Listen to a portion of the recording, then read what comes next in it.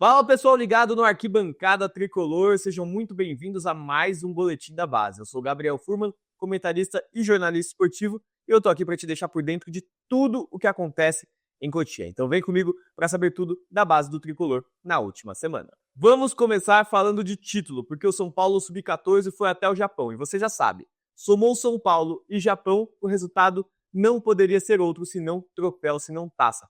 É uma matemática básica. São Paulo mais Japão igual troféu, e aconteceu de novo. O Sub-14 foi até Fukushima jogar a Tokyo International Youth e venceu o campeonato mais uma vez, um título com uma campanha perfeita, sem sofrer gols, venceu todos os jogos.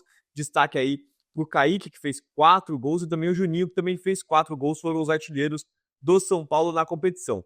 Não é um torneio de um nível competitivo muito alto, mas é uma experiência muito importante nesse intercâmbio desportivo e, claro, cultural para os garotos. E uma coisa muito legal que aconteceu nesse torneio foi que vários torcedores do São Paulo que moram no Japão foram apoiar os garotos. Alguns viajaram aí 700 quilômetros para poderem assistir esses meninos jogando com a camisa do São Paulo. Isso é muito legal também para eles terem esse entendimento de que não importa onde você vá do planeta, vai ter São Paulino e vai ter São Paulino te apoiando se você jogar no São Paulo. Então é muito legal que os meninos tenham essa experiência, tenham essa recepção. Isso com certeza engrandece ainda mais esse intercâmbio desportivo e cultural que eles foram fazer no Japão com a camisa do São Paulo. Esses vídeos, essas imagens que vocês estão vendo aí, eu recebi de 2 perfis do Instagram. Um deles eu fiquei olhando os stories, o feed, o outro eu recebi por direct, então vocês têm aí as arrobas para vocês também acompanharem esses São Paulinos que moram no Japão.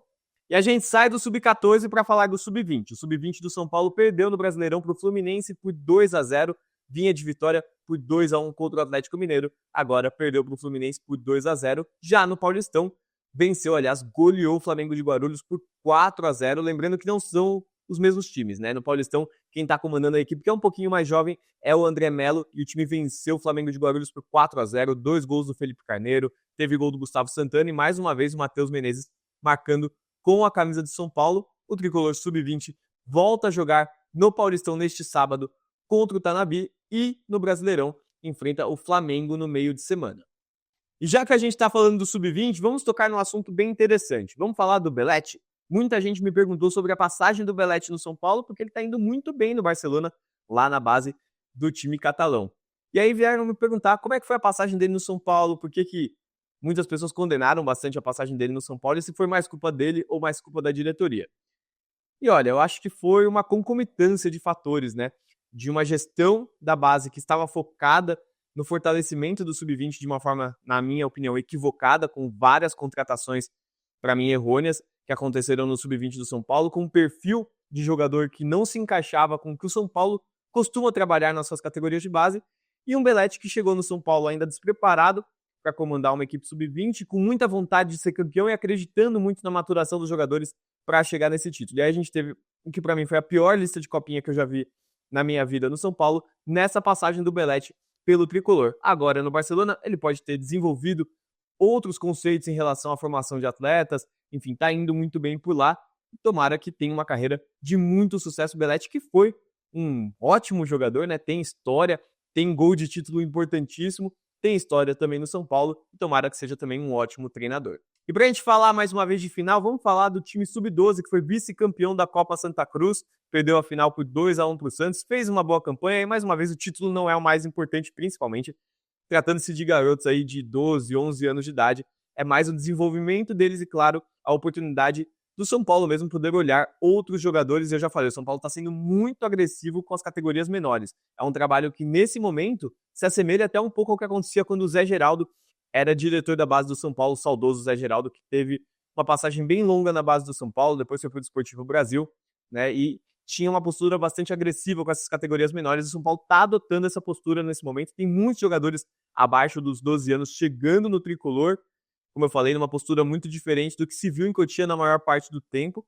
A gente não fala o nome dos jogadores porque, enfim, não precisa, né? Eles nem têm contrato com o São Paulo efetivamente, mas a gente pontua aqui que essa postura do São Paulo mudou. E falando da história de Cotia, como ignorar o que Cotia está fazendo na Europa neste momento?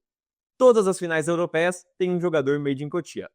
A gente tem o Beraldo com o PSG na final da Champions, o Casemiro com o Manchester United na final da Europa League e o Antony com a camisa do Betis na final da Conference League. Aliás, o Antony, que fase ele está vivendo? O jogador que virou meme pelo mau desempenho que ele teve no Manchester United, agora está vivendo o melhor momento da sua carreira. Foi decisivo para levar o Betis para a final, foi decisivo também na semana passada, ou seja, está vivendo aí um grande momento futebolisticamente o Antony, e os Made in Cotia continuam levando o nome do São Paulo para o mundo. Mas também tem Made in Cotia fazendo chover aqui com o tricolor ainda. A gente viu o Lucas Ferreira com a jogada do gol, né, do segundo gol na vitória contra o Alianza Lima, e a assistência do Alves, que perdeu, né, aquele gol que parecia imperdível, mas isso também faz parte da evolução dele, faz parte. Perder gols é uma coisa que pode acontecer. Aconteceu com o Caleri, aconteceu com o André Silva, aconteceu agora com o Matheus Alves, e ele com certeza vai aprender bastante com esse erro. O importante é que ele continuou desempenhando bem no time principal, e a gente está vendo os meninos do time principal ainda agregando demais na equipe do Tricolor.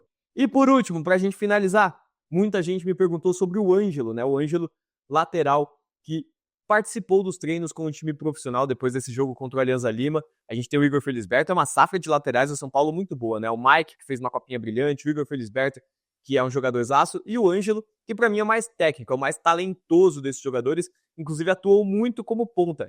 Nessa dobra de laterais que acontece tanto no São Paulo, o Ângelo é um jogador que tem bastante experiência com isso, inclusive foi campeão na seleção, e em muitos momentos atuando bem mais avançado. É um jogador extremamente técnico, é a grande joia da geração 2008 do São Paulo, mas claro, ainda tem muito chão pela frente, ele tem muito para crescer, inclusive nas categorias de base, antes de, obviamente, fazer sucesso no futebol profissional. E esse foi mais um Boletim da Base aqui no Arquibancada Tricolor. A gente se vê na semana que vem com mais sobre tudo o que acontece em Cotia.